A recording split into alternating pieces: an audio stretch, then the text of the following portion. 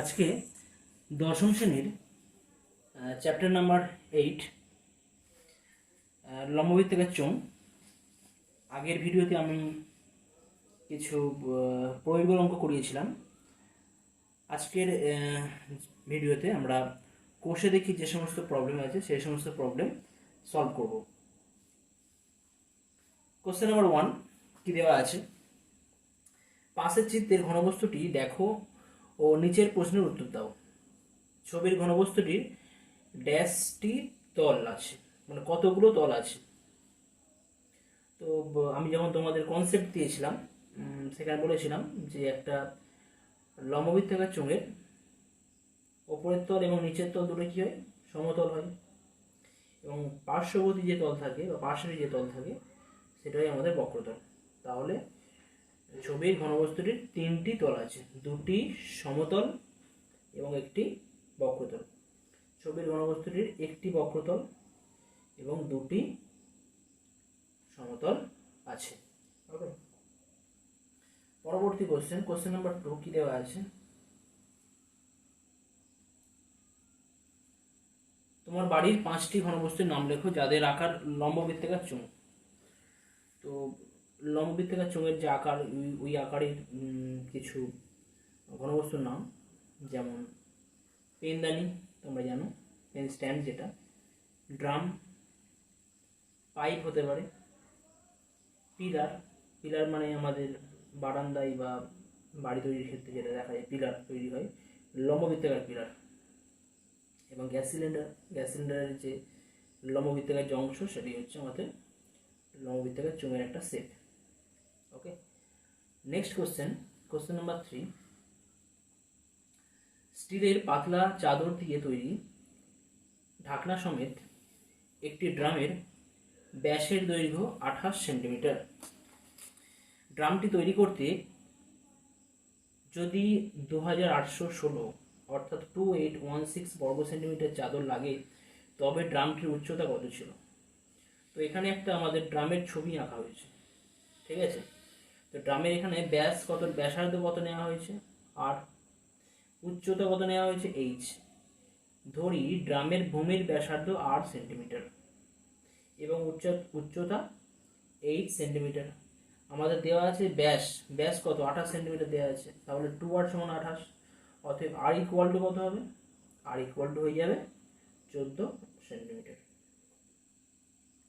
এখন ড্রামের ক্ষেত্রে একটা কথা বলা আছে যে ঢাকনা সমেত, কিন্তু এখানে ঢাকনা সমেত এই কথা বলা আছে, তার মানে কি, তার মানে ড্রামের সমগ্র তলের ক্ষেত্রফল কিন্তু আমাদের দেওয়া আছে।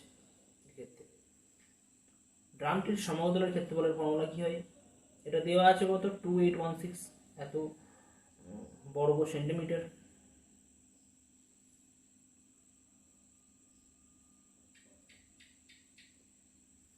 তাহলে এখানে আমরা যদি ফর্মুলা লিখি, ফর্মুলা কি হয়, 2 pi r into R plus H equal to 2816। আমরা এখান থেকে 2 ইন্টু পাইয়ের ভ্যালু কত, 22/7 তোমরা জানো, ইন্টু আর এর ভ্যালু কত বেরিয়েছে, আর এর ভ্যালু জাস্ট আমরা পেলাম একটু আগে 14, 14 into R plus H 14 plus H equal to 2816। এখান থেকে 14কে 7 দিয়ে যদি আমরা কাটাকুটি করি কত পাবো, 2। তাহলে 2 ইন্টু 22 ইন্টু 2, এটা ডান দিকে আনলে কিন্তু এটা নিচে চলে আসবে, 2 ইন্টু 22 ইন্টু 2 ডান দিকে নিচে চলে আসছে, ওপরে কি আছে, বাম দিকে কি আছে, 14 প্লাস এইচ। এবার এটা আমরা সিম্পলিফাই করেছি, 11 দিয়ে কেটেছি, 11 2 22 আর 11 দিয়ে কাটলে 256 হবে। তারপর 2 দিয়ে কাটা হয়েছে 128, 2 দিয়ে কাটলে 64, 2 দিয়ে কাটলে 32।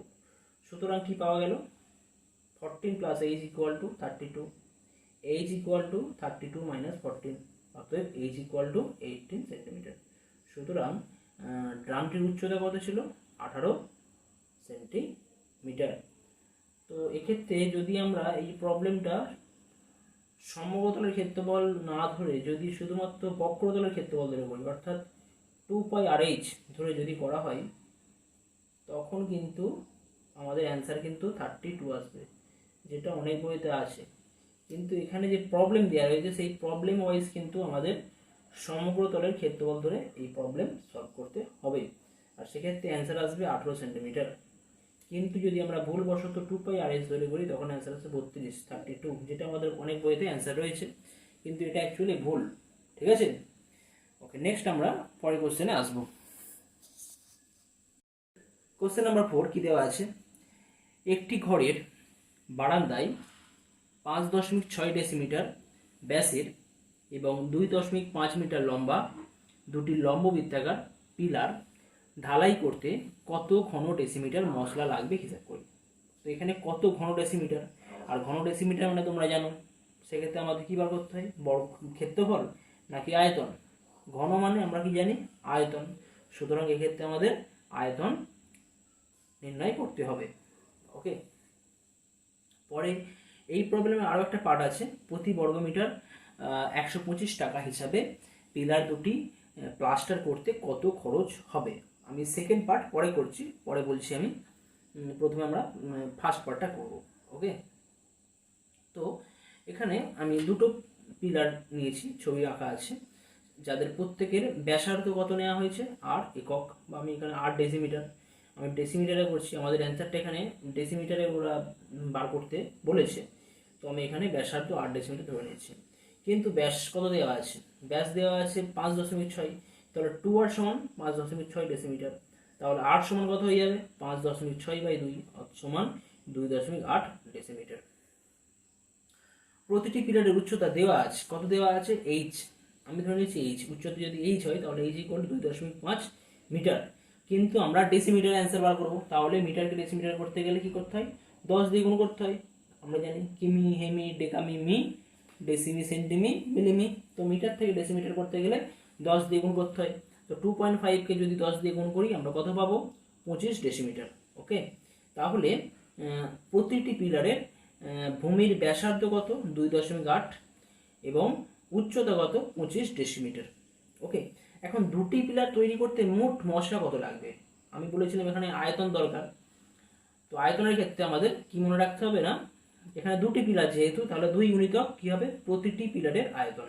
ওকে, 2 গুণিতক, এখন আয়তনের ফর্মুলা কি হয় তোমরা জানো, πr²h, 2 গুণিতক পায়ের ভ্যালু কত, 22/7 তোমরা জানো, আর এর মান কত, 2.8 ইন্টু 2.8, আর স্কোয়ার আছে বলে 2.8 দুবার হলো, ইন্টু h মানে কত, এখানে 25, তাহলে কি পাওয়া গেল, 2 ইন্টু 22 ইন্টু 28 ইন্টু 28 ইন্টু 25, আমি দশমিকগুলো তুলে দিচ্ছি, দশমিক তোলা হলে নিচে 10 আসবে, তাহলে 28/10 আর 7 থাকছে।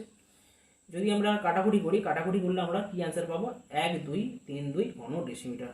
তাহলে আমাদের প্রথম যে অ্যান্সার সেটা হচ্ছে 1232 ঘন ডেসিমিটার। দুটি পিলার তৈরি করতে মোট মশলা লাগবে 1232 ঘন ডেসিমিটার। ওকে, এখন আমাদের সেকেন্ড পার্টে কি বলা আছে, যে প্রতি বর্গমিটার 125 টাকা হিসাবে পিলার দুটি প্লাস্টার করতে কত খরচ হবে। এখানে প্রতি বর্গমিটার, তো পিলারের ক্ষেত্রে প্লাস্টার কিন্তু আমরা উপরের তল আর নিচের তল করবো না, তাই না, উপরের তল তো একদম ছাদের সাথে পুরো লেগে থাকবে, আর নিচের তল পুরো ভূমির সাথে লেগে থাকবে, তাই না, উপরে যদি ছাদ হয় পিলার, তো তাহলে প্লাস্টার করার অর্থ মানে কিন্তু এই যে পিলারগুলোর পার্শ্বতল এখানে প্লাস্টার করতে হবে। কেমন, তাহলে দুটি পিলারের পার্শ্বতলের ক্ষেত্রফল, আমরা প্রথমে নির্ণয় করব। ক্ষেত্রফল সমান কি হবে, দুটি পিলার, 2 গুণিতক 2πr/h, প্রতিটি পিলারের পার্শ্বতলের ক্ষেত্রফল কত হয়, 2πr/h, তাহলে কি হবে, 2 গুণিতক 2πr/h, 2 গুণিতক পায়ের ভ্যালু কত, 22/7, আর এর মান কত, 2.8, h এর মান কত, 25। তাহলে এখান থেকে যদি আমরা ক্যালকুলেশন করি কি পাবো, 2 গুণিতক 22/7 গুণিতক 28/10 গুণিতক 25, এখান থেকে আমরা সিম্পলিফাই করে কত পেলাম, 880 বর্গ ডেসিমিটার। কেমন, অর্থাৎ এবারে আমরা মিটারে রাখবো 880, ডেসিমিটারকে মিটার করতে গেলে 10 দিয়ে ভাগ করতে হয়, কিন্তু এখানে বর্গ কথাটা আছে, যেহেতু বর্গ কথা আছে তাহলে 10 স্কোয়ার 10 স্কোয়ার দিয়ে আমরা ভাগ করব, 10 স্কোয়ার দিয়ে ভাগ করার অর্থ 100 দিয়ে ভাগ করা, অর্থাৎ 880/100 বর্গ মিটার। ওকে, এখন প্রতি বর্গমিটার 125 টাকা হিসাবে পিলার দুটি প্লাস্টার করতে কত খরচ হবে। তো এখানে দুটি পিলারের আমি পার্শ্বতলের ক্ষেত্রফল পেয়েছি, দুটি পিলারের পার্শ্বতলের ক্ষেত্রফল কত, 880/100 এত বর্গমিটার। এখন প্রতি বর্গমিটার কত, 125 টাকা খরচ হয়, তাহলে মোট কত খরচ হবে? তাহলে প্রতি বর্গমিটার 125 টাকা হিসাবে পিলার দুটি প্লাস্টার করতে খরচ হবে 880 বাই 100 গুণিতক 125। এখান থেকে আমরা সিম্পলিফাই করলে কত পাবো? 1100 টাকা।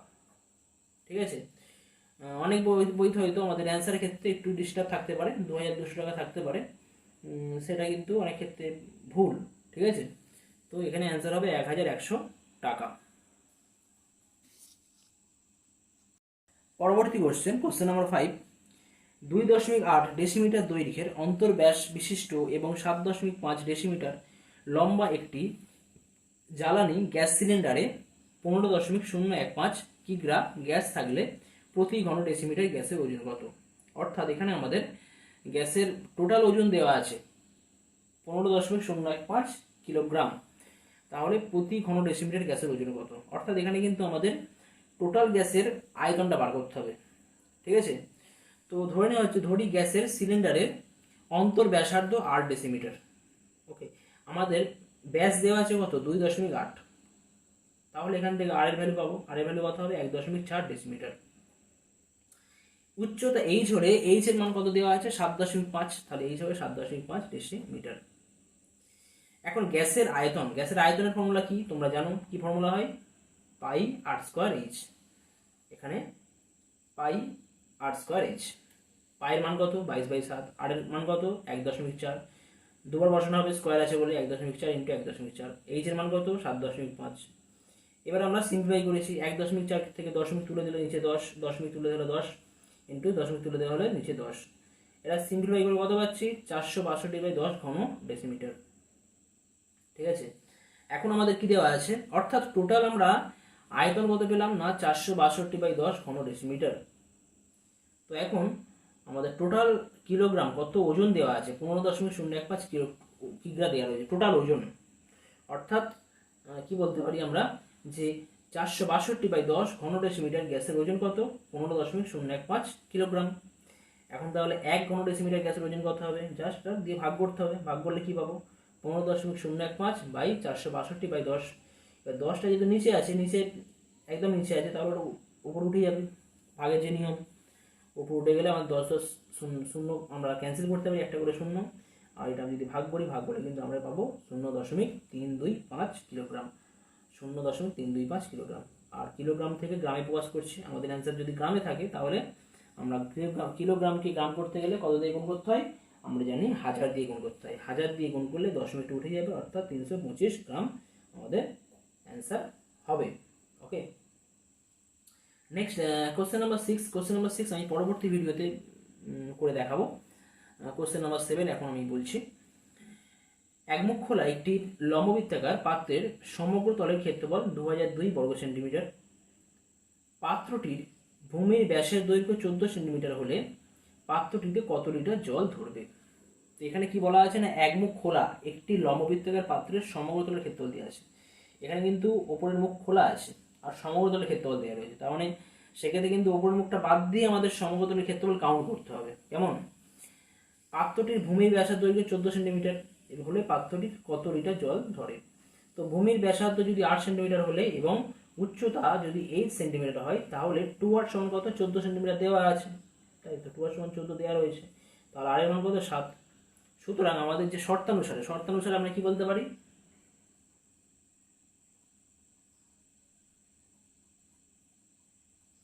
Two pi R H plus pi R square equal to 2002। অতএব এখান থেকে যদি আমরা 2 আর পাই আর কমন নিই, পাই আর কমন নিলে কি পড়ে থাকবে? 2h প্লাস আর, এখান থেকে পাই আর যদি কমন নিই 2h প্লাস আর পড়ে থাকছে, সমান 2002। পাইয়ের মান কত? 22/7 into 7 into 2h plus R equal to 2002। Okay, তাহলে ওখানে 7 ক্যান্সেল হয়েছে, 22 ইন্টু 2h প্লাস আর পড়ে থাকছে। নেক্সট 22 ইন্টু 2h প্লাস আর থেকে 22 যদি আমি ডান দিকে আনি, 22 দিয়ে তখন ভাগ হয়ে যাবে। 22 দিয়ে ভাগ হলে কত হবে? 22 দিয়ে ভাগ হলে আমরা পাবো 2002/22 করলে আমরা কিন্তু 22 1 22 2 হাত 2 22 নয়, এখান থেকে আমরা ক্যালকুলেশন করলে কিন্তু ওটা 91 পাবো।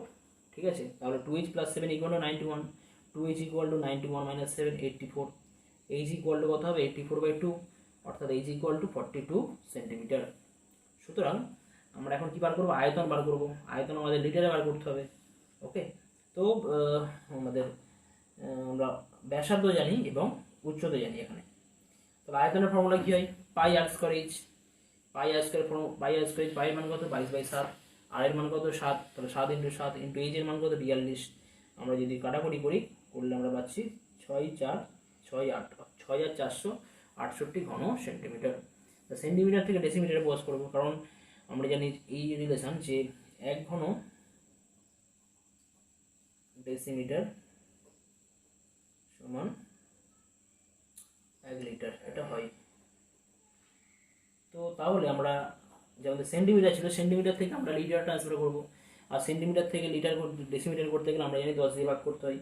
যেহেতু ঘন কথা আছে তাহলে আমরা 10 কিউব অর্থাৎ 1000 দিয়ে ভাগ করবো। তাহলে 6,468কে যদি 1000 দিয়ে ভাগ করা হয় কি বলবো, 6.468 এত ঘন ডেসিমিটার, আর এত ঘন ডেসিমিটার মানে লিটার হয়। তাহলে আমাদের অ্যান্সার কত হয়ে যাচ্ছে, 6.468 লিটার। ওকে, আজকের মতো থ্যাংক ইউ এখানে।